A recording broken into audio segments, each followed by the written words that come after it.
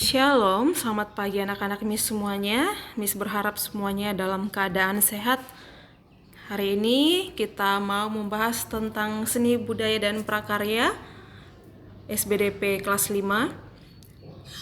Kita mau membahas tentang pembelajaran yang baru, yaitu karya seni rupa daerah. Apa itu karya seni rupa daerah? Mari kita lihat.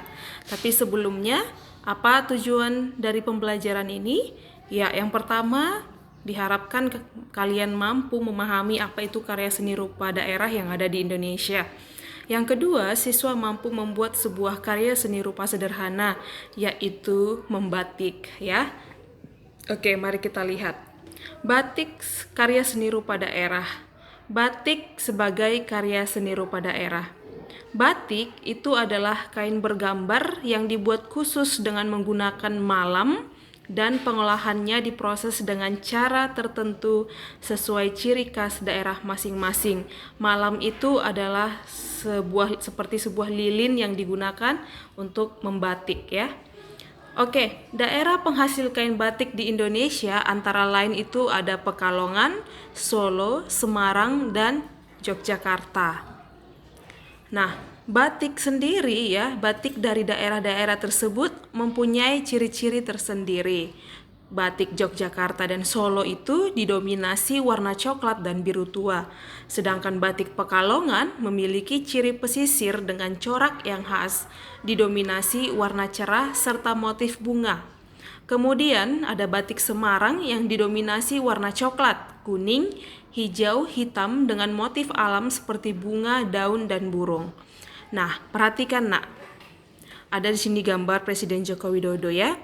Berdasarkan keputusan Presiden nomor 33 tahun 2019, Hari Batik Nasional diperingati setiap tanggal 2 Oktober. Oke, jadi ini baru saja kita lewati tanggal 2 Oktober kemarin. Oke, ciri-ciri karya seni batik. Nah, ada batik tradisional dan ada batik modern ya. Nah, kalau batik tradisional itu ciri-cirinya adalah coraknya memiliki makna simbolik. Ya, umumnya bermotif ular, pagoda, geometris, dan barong. Warnanya cenderung gelap, hitam coklat, kehitaman, atau putih. Nah, motif batiknya merupakan ciri khas daerah asal. Sementara kalau batik modern itu coraknya tidak memiliki makna simbolik khusus. Umumnya bermotif tumbuhan dan rangkaian bunga. Warnanya cenderung bebas ya, bisa biru, merah, atau ungu. Motif batik bukan merupakan ciri khas dari daerah asal. Oke, alat dan bahan yang digunakan untuk membuat batik tradisional. Nah, ada malam, nah ini yang Miss bilang tadi, malam atau lilin batik ya. Lilin batik itu adalah bahan yang digunakan untuk menutup gambar motif batik ya. Kemudian ada canting. Canting ini adalah alat untuk melukis batiknya ya. Kemudian ada kain, kemudian ada wajan dan kompor kecil ya. Kemudian ada bandul atau pemberat. Nah, pemberat ini gunanya untuk menahan kain batik supaya tidak mudah bergeser. Kemudian ada dingklik atau kursi kecil ya. Kemudian ada gawangan. Gawangan ini digunakan sebagai penyangga atau untuk tempat menggantungkan kain ya. Kemudian yang terakhir ada jat pewarna.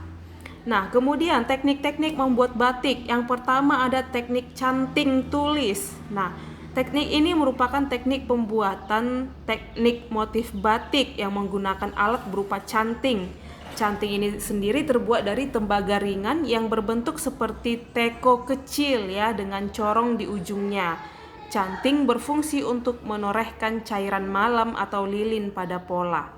Kemudian ada teknik colet ya. Teknik colet disebutkan juga sebagai teknik lukis, yaitu mewarnai pola batik dengan mengoleskan cat pewarna kain pada pola batik dengan menggunakan kuas. Kemudian yang ketiga ada teknik printing atau cap ya. Teknik ini menggunakan canting cap atau canting cap ini merupakan kepingan logam atau plat yang berisi gambar agak menonjol ya. Bisa dilihat gambarnya nak. Kemudian ada teknik celup ikat. Pembuatan motif batik ini dengan cara mengikat sebagian kain dan mencelupkannya ke dalam larutan pewarna. motif ini sering disebut motif dalam bentuk negatif atau klise. Nah, membuat motif pola batik tradisional. Nah, ini kalau misalnya kita mau membuat motif pola batik ya pada kertas, oke? Nah, yang alat dan bahan yang kita gunakan ada kertas gambar, ya, ada kertas gambar A4, ada penggaris, ada pensil, ada penghapus, ada pensil warna atau krayon. Nah, langkah-langkah membuat. Yang pertama, kita buat garis tepi selebar 1 cm pada kertas gambar menggunakan penggaris. Yang kedua, kita buat kotak-kotak simetris secara mendatar sebanyak 4 kotak dan menurun sebanyak 3 buah kotak.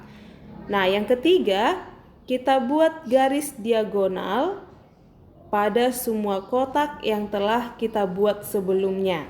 Oke. Kemudian yang keempat, kita buat motif daun tepat pada garis diagonal dengan lingkaran di tengahnya. Yang kelima, kita lanjutkan membuat motif daun hingga selesai dan memenuhi seluruh kertas gambar. Nah, yang keenam, kita gambar 2 garis belah ketupat lengkung pada bagian kosong di antara motif daun. Yang ketujuh, kita warnai motif batik yang telah kita buat menggunakan pewarna ataupun krayon.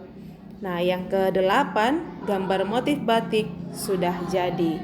Nah, oke, mungkin sedikit kabur deh, ya. Tapi, nah inilah dia cara-caranya, ya.